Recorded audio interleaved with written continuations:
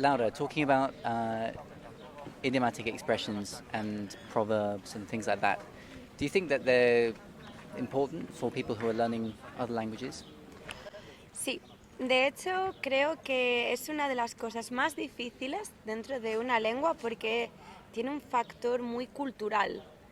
Ya no hablamos dentro de diferentes comunidades que hablan el mismo idioma, sino dentro de un mismo país o diferentes países que hablan la misma lengua pueden tener diferentes expresiones y las utilizamos en el lenguaje mucho, muy habitualmente, y eso a una persona que está aprendiendo una lengua le puede resultar difícil porque muchas veces no siguen una lógica, que es lo que un estudiante busca muchas veces cuando aprende una lengua.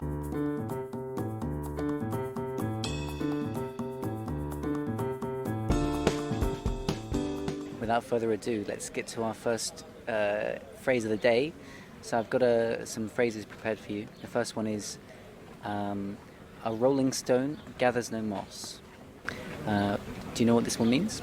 Quizás significa que cuando empiezas a hacer una cosa ya no hay vuelta atrás. Interesting. I don't think it quite means that. Do you know what moss is? Happy with moss? Like lichen, the stuff that grows on rocks and trees and stuff. For you, it's something good or something bad?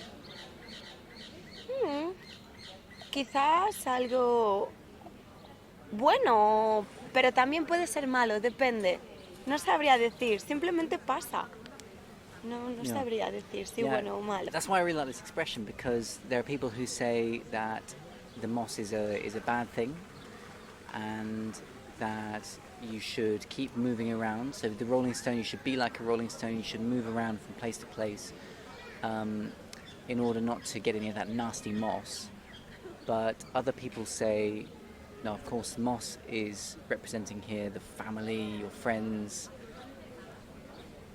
material possessions that you cannot accumulate if you keep moving around all the time. Mm-hmm. And I think that's how it originated as well. So it was kind of criticism of somebody who was said to be too much of a rolling stone, too much of a wanderer, a nomad who didn't end up with any friends or family or whatever like that.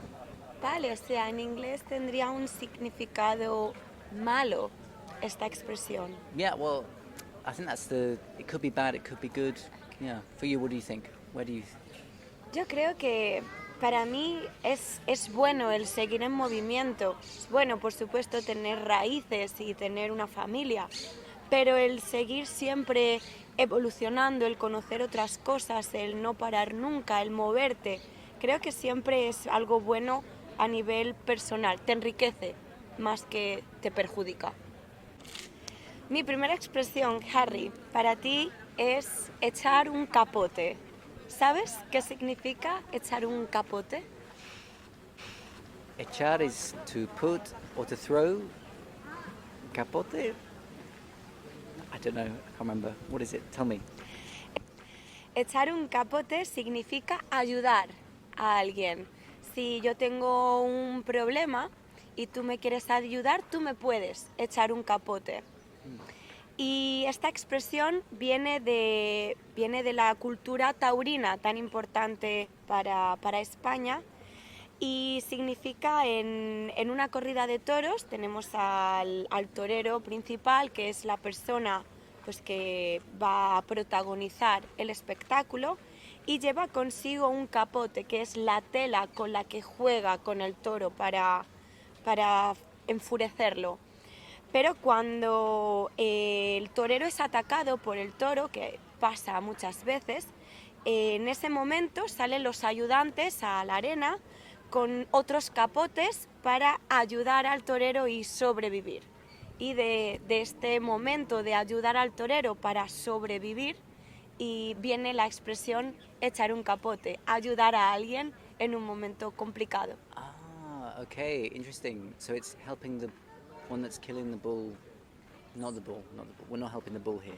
No, por desgracia el mundo taurino no ayuda mucho al toro. And would you use this in terms of, what's a context that you would use this in normally? En cualquier contexto, no necesita ser un contexto taurino, por supuesto. Simplemente cuando tienes un examen de español o de inglés, y la lección no la entiendes muy bien, un compañero que sabe mejor la lección, es un buen estudiante, ese compañero te puede echar un capote con el subjuntivo, por ejemplo. Great. Okay. My next one for you is very well-known one. Maybe you have an equivalent in Spanish. A bird in the hand is worth two in the bush. No tengo ni idea. No sabría decir qué significa esta expresión. Voy a intentarlo. Quizás que vale más retener algo que dejarlo marchar por si acaso pasa algo malo. Yes, kind of that. I think, yeah. So imagine in the context of a job. Let's say you've got a job, it's all right, and you're thinking, oh, maybe I should change job because I'm not 100% happy where I'm working. But your friend might say to you, well, you know, a bird in the hand is worth two in the bush. So the job that you've got, even though it's not the best job in the world, maybe it's better than not having a job at all and having to look for one, which you might not get in the end. So the idea of having something for sure is better than having something better, but that's unsure. So it's like an advice against taking a risk. Yeah, it's one that's got funny translations in different languages. And in Spanish? No estoy segura si sería esta expresión, pero quizás equivaldría a vale más pájaro en mano que ciento volando. Yeah, I think that was the one I was kind of thinking of. I hadn't looked at that before. So, and it always made me laugh how in Spanish you've got 100 birds flying. It's got like, oh no, go for it. Unless there's like 100 birds flying, then, you know, probably go for the one. But yeah, it comes from back in the day of falconry, apparently, looking up the history.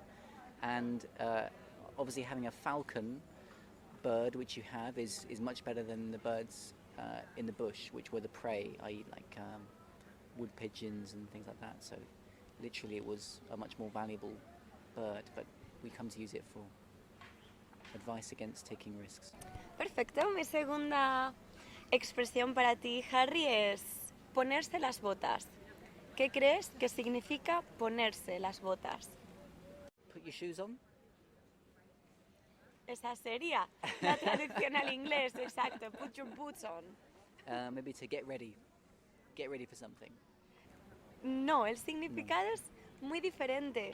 Ponerse las botas en español significa complacer un deseo muy grande, especialmente cuando hablamos de comida y de bebida.